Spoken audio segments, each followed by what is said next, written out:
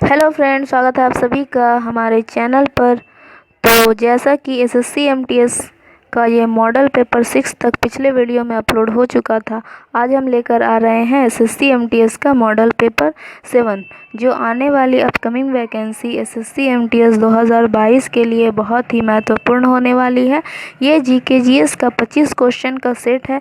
अगर आप 25 में से 25 को याद कर लेते हैं, रट लेते हैं, सभी सेट के जितने भी प्रश्न हैं सभी को अच्छे से याद कर लेते हैं, तो उम्मीद करते हैं अब की आने वाले एसएससी एमटीएस के जो एग्ज़ाम्स है उसमें जीके जीएस में 25 में से 20 से 21 प्रश्न तो ज़रूर करके आएंगे। तो चलिए चलते हैं प्रश्न की ओर।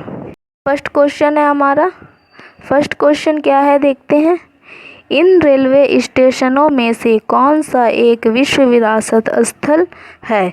जो ये 4 रेलवे स्टेशन दिया हुआ है, इसमें से कौन सा रेलवे स्टेशन जो है वो विश्व विरासत स्थल है। ठीक है, ऑप्शन ए है खड़गपुर, ऑप्शन बी है हावड़ा स्टेशन, ऑप्शन सी है Chhatrapati Shivaji terminal, option D है कानपुर सेंट्रल।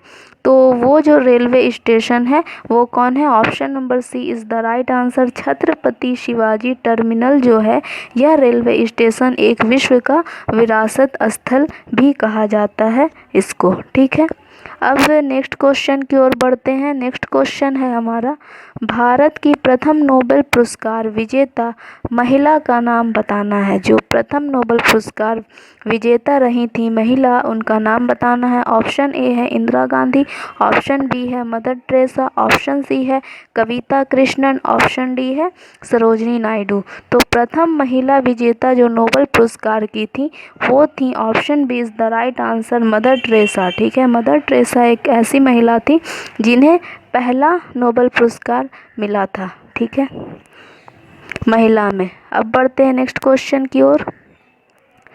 नेक्स्ट क्वेश्चन है हमारा, मानव शरीर में आंतों के बैक्टीरिया निम्नलिखित में से किसका संश्लेषण करते हैं।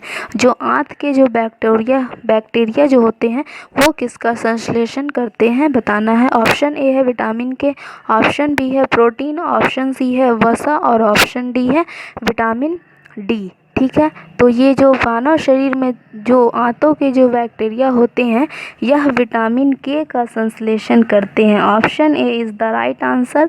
किसका संश्लेषण करते हैं, विटामिन के का संश्लेषण करते हैं।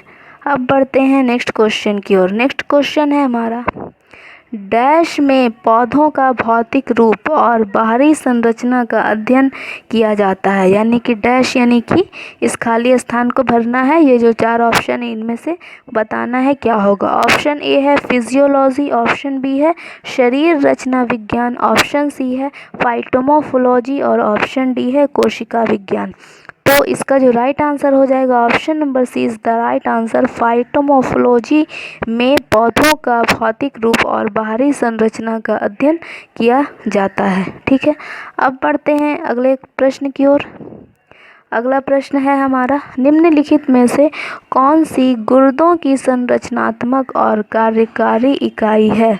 गुर्दों की जो संरचनात्मक और कार्यकारी इकाई है हमें बताना है। ऑप्शन ए है रेनेट कोशिकाएं, ऑप्शन बी है फ्लेम कोशिकाएं, ऑप्शन सी है नेफ्राइट्स और ऑप्शन डी है नेफ्रॉन्स। ठीक है, तो इसका राइट आंसर हो जाएगा option number D is the right answer. Nephrons जो है ये गुर्दों की संरचनात्मक और कार्यकारी इकाई कौन है, नेफ्रॉन है। ठीक है, अब बढ़ते हैं अगले प्रश्न की ओर। अगला प्रश्न है हमारा, एसिटिक एसिड का रासायनिक सूत्र क्या होता है बताना है। एसिटिक एसिड का जो केमिकल फॉर्मूला होता है वो बताना है। ऑप्शन ए है CH3COH, ऑप्शन बी है CH3COOH, ऑप्शन सी है CH3, ऑप्शन सी क्या है CH3COCH3 और ऑप्शन डी है CH2COOH। ठीक है, तो एसिटिक एसिड का जो रासायनिक फॉर्मूला होता है वो होता है CH3COOH। Option number B is the right answer हो जाएगा। CH3COOH एसिटिक एसिड का रासायनिक सूत्र होता है। अब बढ़ते हैं अगले प्रश्न की ओर। नेक्स्ट प्रश्न है हमारा, सोडियम टेट्राबोरेट डेकाहाइड्रेट का साधारण नाम बताना है। ये जो सोडियम टेट्राबोरेट डेकाहाइड्रेट है, ये केमिकल नेम है, इसका सिंपल नेम बताना है, साधारण नेम बताना है। ऑप्शन ए है एप्सम सॉल्ट, ऑप्शन बी है जिप्सम और ऑप्शन सी है बोरेक्स, ऑप्शन डी है गैलिना। तो सोडियम टेट्राबोरेट डेकाहाइड्रेट का जो साधारण नाम है वह है बोरेक्स। ठीक है, option number C is the right answer हो जाएगा। बोरेक्स जो है ये सोडियम टेट्राबोरेट डेकाहाइड्रेट का साधारण नाम है और इस बोरेक्स का जो केमिकल नेम है वो है सोडियम टेट्राबोरेट डेकाहाइड्रेट। ठीक है, अब बढ़ते हैं अगले प्रश्न की ओर। अगला प्रश्न है हमारा, कंप्यूटर विज्ञान में एएसपी का विस्तारित रूप क्या है? यानी कि एएसपी जो होते हैं उसका हमें फुल फॉर्म बताना है। ठीक है, एएसपी का फुल फॉर्म क्या होता है? ऑप्शन ए है सार सेवा प्रदाता, हिंदी में बताना है। ऑप्शन बी है आवेदन सेवा प्रदाता और ऑप्शन सी है आवेदन संकेत प्रदाता और ऑप्शन डी है सार सिंटेक्स प्रदाता। ठीक है, तो ये जो एएसपी का जो विस्तारित रूप है, option number B is the right answer, आवेदन सेवा प्रदाता। ठीक है, आवेदन सेवा प्रदाता एएसपी का विस्तारित रूप है, फुल फॉर्म है। ठीक है, कंप्यूटर विज्ञान में। अब बढ़ते हैं अगले प्रश्न की ओर। ठीक है, अब नेक्स्ट प्रश्न है हमारा, नेक्स्ट प्रश्न क्या है?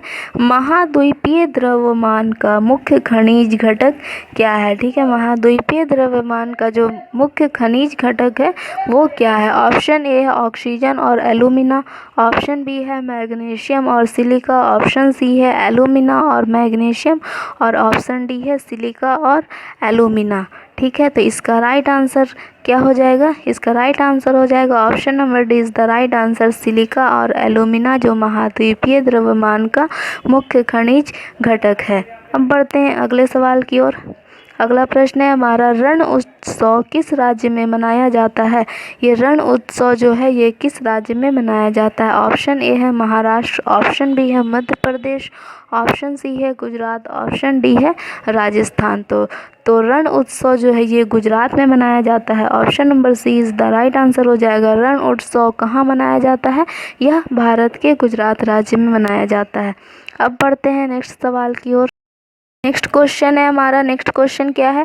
यदि पैसे की आपूर्ति की वृद्धि वास्तविक जीडीपी विकास दर की तुलना में तेज है तो इसका परिणाम डैश होगा।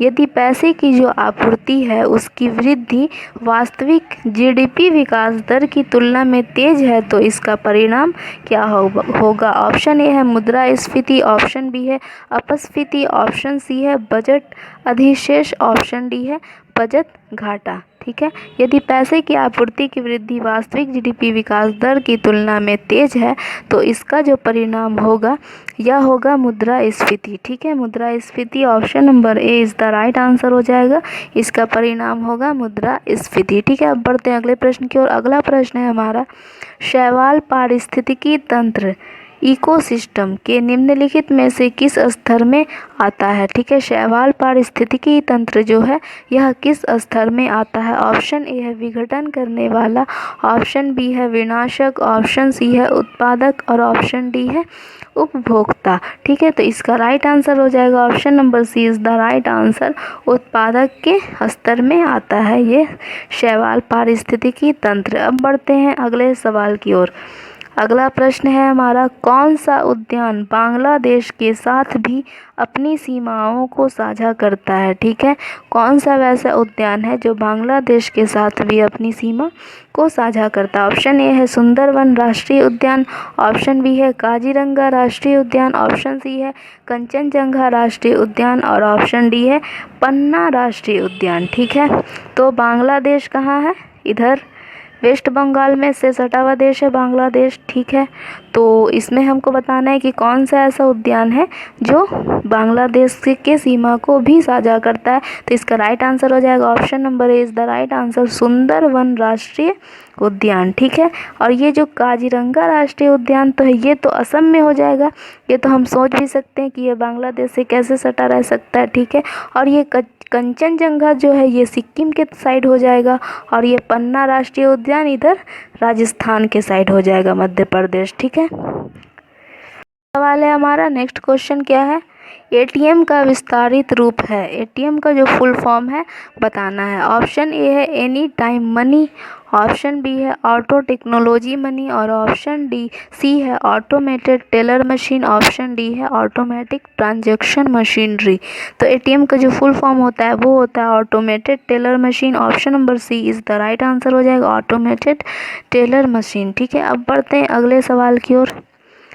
अगला प्रश्न है हमारा, आकार के संदर्भ में वरुण हमारे सौर मंडल में किस स्थान पर आता है बताना है। आकार के संदर्भ में, जो साइज के संदर्भ में वरुण का स्थान किस स्थान पर आता है हमारे सौर मंडल में बताना। ऑप्शन ए है पहला, ऑप्शन बी है दूसरा, ऑप्शन सी है तीसरा और ऑप्शन डी है चौथा। ठीक है, तो ये आकार के जो संदर्भ में सौर मंडल में जो वरुण का जो आकार आता है वो आता है चौथे स्थान पर आता है। ठीक है, option number D is the right answer हो जाएगा।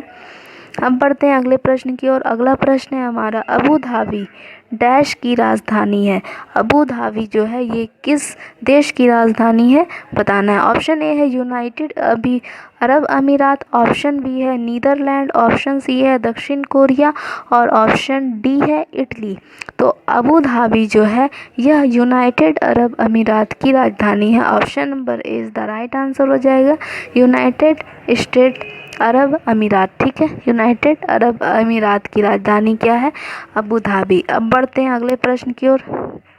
अगला सवाल है हमारा, अकबर के शासनकाल में डैश सेनापति थे, यानी अकबर के शासनकाल में कौन थे जो सेनापति थे। ऑप्शन ए है सुल्तान अहमद फवाद, ऑप्शन बी है सूरी मौजा, ऑप्शन सी है मीर खास, ऑप्शन डी है मीर बख्शी। ठीक है, तो अकबर के शासनकाल में जो सेनापति थे वो थे Mir Bakhshi. Option number D is the right answer हो जाएगा, मीर बख्शी अकबर के शासनकाल में सेनापति थे। अब अगला प्रश्न है हमारा, किसने गुरिल्ला युद्ध के तरीकों की शुरुआत की थी। यह जो गुरिल्ला युद्ध है इस तरीकों की शुरुआत किसने की थी। ऑप्शन ए है बाबर, ऑप्शन बी है अकबर, ऑप्शन सी है शिवाजी और ऑप्शन डी है बाजीराव पेशवा। ठीक है, तो शिवाजी ने की थी गुरिल्ला युद्ध के तरीकों की शुरुआत। Option number C is the right answer हो जाएगा। अब बढ़ते हैं अगले सवाल की ओर। अगला प्रश्न है हमारा, यूनिवर्सल मानक समय का आविष्कार किसने किया था। ठीक है, यूनिवर्सल मानक समय का जो आविष्कार है यह किसने किया था। ऑप्शन ए है एनिको फेर्मी, ऑप्शन बी है एडोल्फ गैस्टन यूजेनफिक, ऑप्शन सी है सैडफोर्ड फ्लेमिंग, ऑप्शन डी है बोनोइट फोर्नेरोन। ठीक है, तो इसका राइट आंसर हो जाएगा option number C is the right answer, Sandford Fleming. ठीक है, यूनिवर्सल मानक समय का जो आविष्कार किया था वो थे सैडफोर्ड फ्लेमिंग। ठीक है, अब बढ़ते हैं अगले प्रश्न की ओर। डैश कहता है कि किसी जंक्शन में प्रवेश करने वाली कुल धारा उस जंक्शन को छोड़ने वाली कुल धारा के बराबर होती है। यानी कि कौन सा नियम कहता है कि किसी जंक्शन में प्रवेश करने वाली जो कुल धारा है उस जंक्शन को छोड़ने वाली कुल धारा के बराबर होती है। ऑप्शन ए है लेंज का नियम, ऑप्शन बी है हुक का नियम, ऑप्शन सी है ओम का नियम, ये फिजिक्स का सवाल है, ऑप्शन डी है किरचॉफ का प्रथम नियम। तो option number D is the right answer हो जाएगा, किरचॉफ का प्रथम नियम यह कहता है कि किसी जंक्शन में प्रवेश करने वाली कुल धारा उस जंक्शन को छोड़ने वाली कुल धारा के बराबर होती है। अब अगला सवाल है हमारा, नेक्स्ट क्वेश्चन क्या है देखते हैं। यह ग्रह पर गुरुत्वाकर्षण के कारण डैश के साथ त्वरण कम हो जाता है।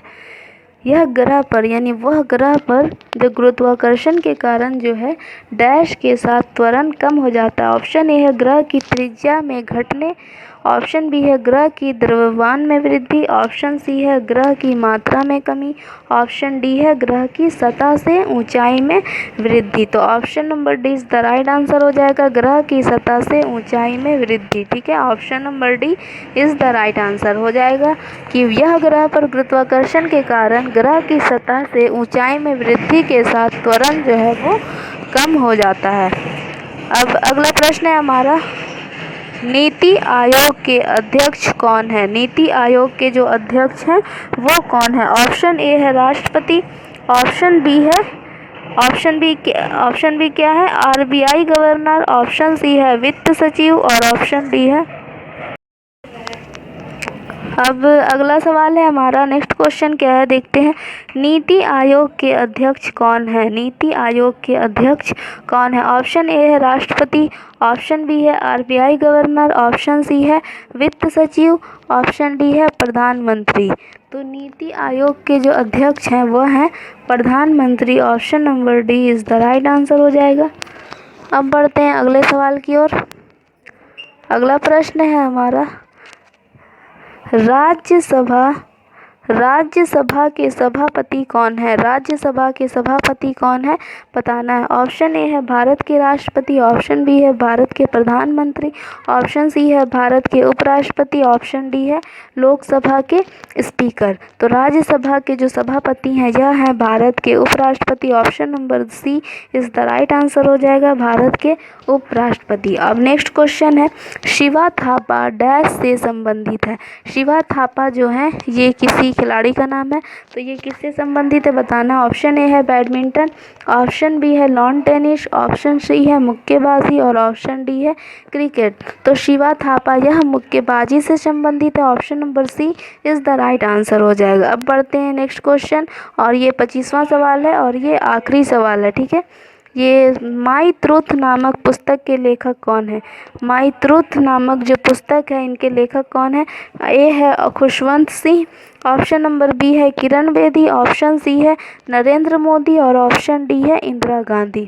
ठीक है, माई ट्रुथ नामक पुस्तक के लेखक जो है यह है Indira Gandhi. Option number D is the right answer हो जाएगा, इंदिरा गांधी यह माई ट्रुथ नामक पुस्तक के लेखक हैं। ठीक है, तो ओके फ्रेंड्स, आज के लिए इतना ही। उम्मीद करते हैं कि ये क्लास अच्छे से समझ आया होगा।